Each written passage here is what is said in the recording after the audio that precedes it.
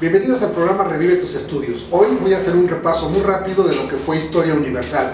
En la pantalla se van a estar viendo las imágenes, yo me voy a hacer un lado para poder ir explicando. En Historia Universal, recuerden que vimos lo que fue las grandes civilizaciones.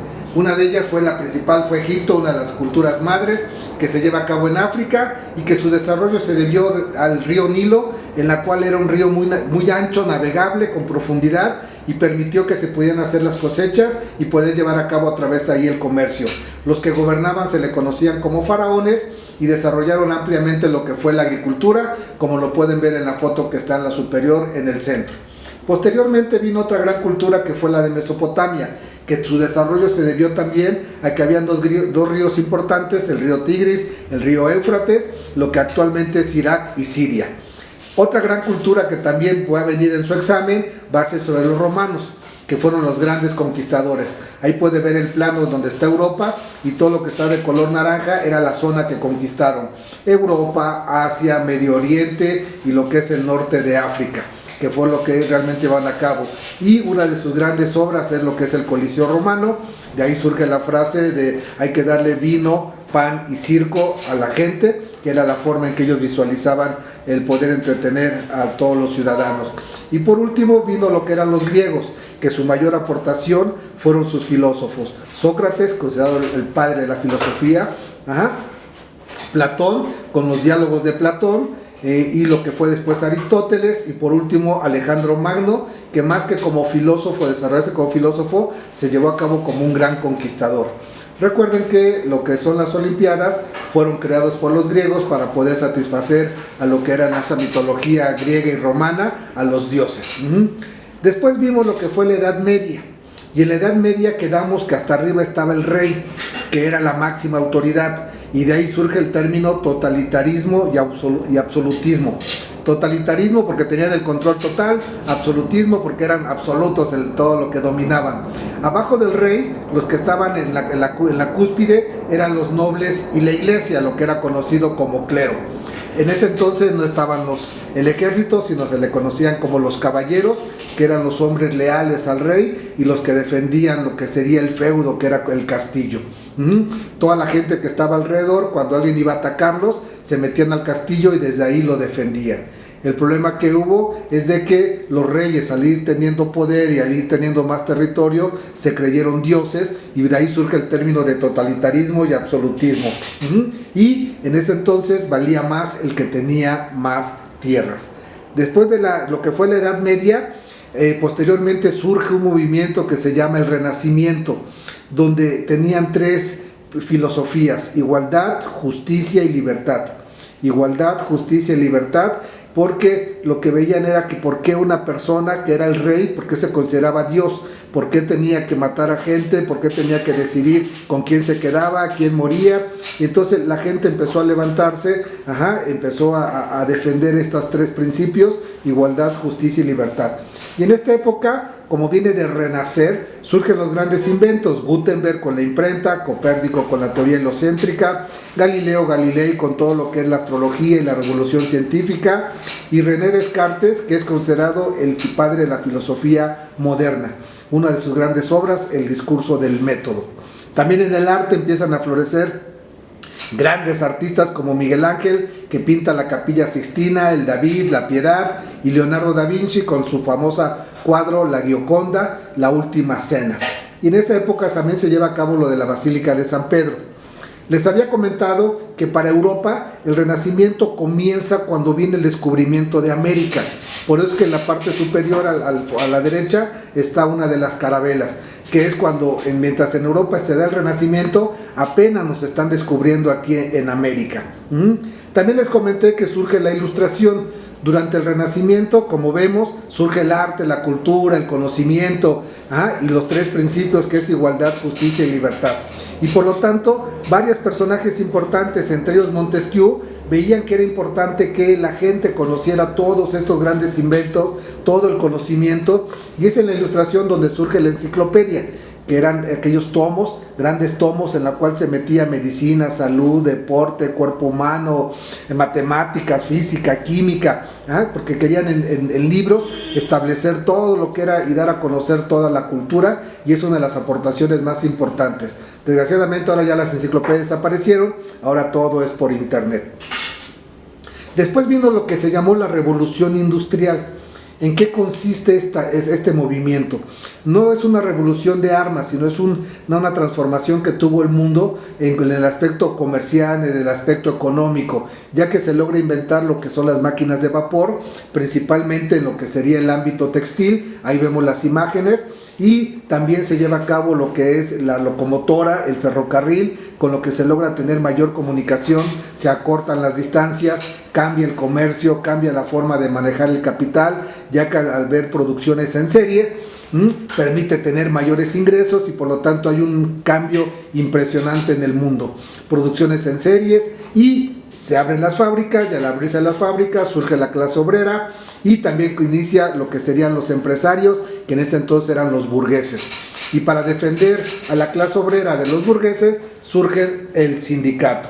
Y como vemos en las imágenes, viene la producción en serie, la creación de fábricas, el ferrocarril y algo importante, los países más desarrollados que llevan a cabo todo lo que es esta revolución industrial empiezan a tener un poder económico muy importante, que es un factor primordial para lo que serían posteriormente las luchas y las guerras mundiales. Después vimos lo que fue la independencia de las 13 colonias, que es la independencia de los Estados Unidos. Recuerden que son 13 colonias que son habitadas por personas de otros países, inmigrantes que llegan a esas 13 colonias y eran dominadas por Inglaterra. Francia y España apoyan a estas colonias para poder llevar a cabo su independencia, y ahí es donde surgen personajes como George Washington, que es como se ve en la imagen que está a la derecha, una imagen muy famosa, muy conocido, un cuadro, que es el jefe del ejército y se convierte en el primer presidente. Otro personaje muy importante es Benjamin Franklin, que se convierte en embajador de Estados Unidos y posteriormente en lo que sería también presidente. Y un personaje que por lo general no sale tanto o es tan renombrado, pero que tuvo un factor fundamental, es Thomas Jefferson, un ideólogo político que es el que lleva a cabo toda esa filosofía, todo motiva a George Washington y a muchas personas para llevar a cabo esta independencia. A pesar de que las 13 colonias, cada una de ellas estaba de repente pugnas entre, franceses, españoles, italianos, griegos, polacos, porque eran inmigrantes, tenían una política común, tenían una forma de organización común, que eso les permitió poder unirse y llevar a cabo lo que es la independencia de los Estados Unidos. ¿Qué pasa después?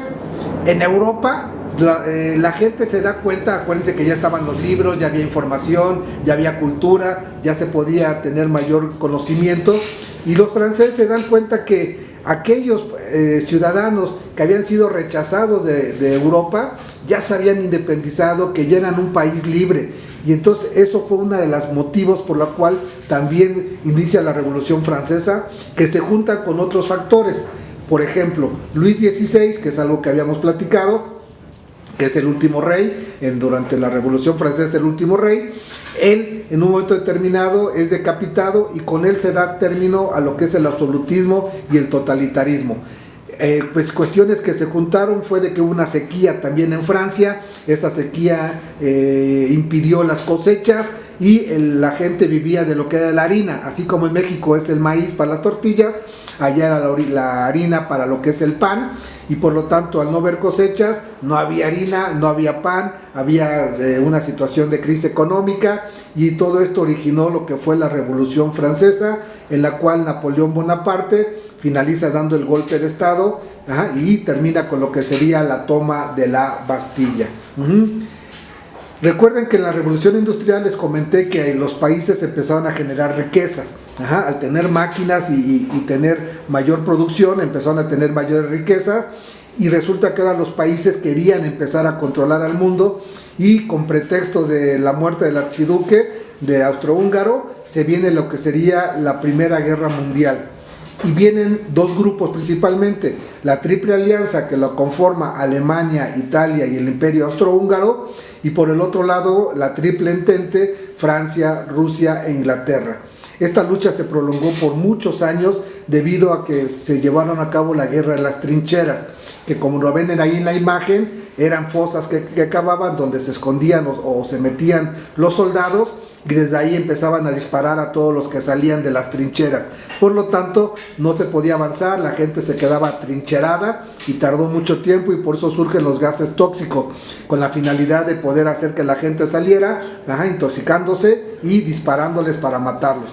Y termina la Primera Guerra Mundial con lo que es el Tratado de Versalles, que es con lo que se da fin a la Primera Guerra Mundial. Después se viene en 1939 a 1945 la Segunda Guerra Mundial. Nuevamente se forman dos grupos, el Eje, donde nuevamente Alemania con Hitler, Italia con Mussolini y Japón con Hirohito. Como se fijan, nuevamente Alemania e Italia repiten, van por la venganza y se les une Japón. Y por el otro lado los aliados, Francia, Inglaterra y nuevamente lo que sería Rusia. Y se le conoce como el día que desembarcan en Normandía para poder entrar a Alemania y poder llevar a cabo lo que sería la rendición de la misma. Y existe algo bien interesante, Japón que participa como en el grupo del Eje, va y comete el error de cruzar el Pacífico y atacar Pearl Harbor, que era donde tenía Estados Unidos sus barcos, sus aviones, y se le conoció como la Guerra del Pacífico. Ese bombardeo que hizo Japón hizo el enojo de los Estados Unidos, y nadie sabía que Estados Unidos había cuidado y protegido y ayudado a un científico que era Albert Einstein, el cual se le llevó a cabo un proyecto que se le conoció como el Proyecto Manhattan, con la elaboración de la bomba atómica. Todo el mundo desconocía esa situación, y Estados Unidos, para demostrar su poderío y desquitarse con Japón por haberlos atacado, va y bombardea Hiroshima y Nagasaki con su bomba atómica, y con eso se da fin a la Segunda Guerra Mundial.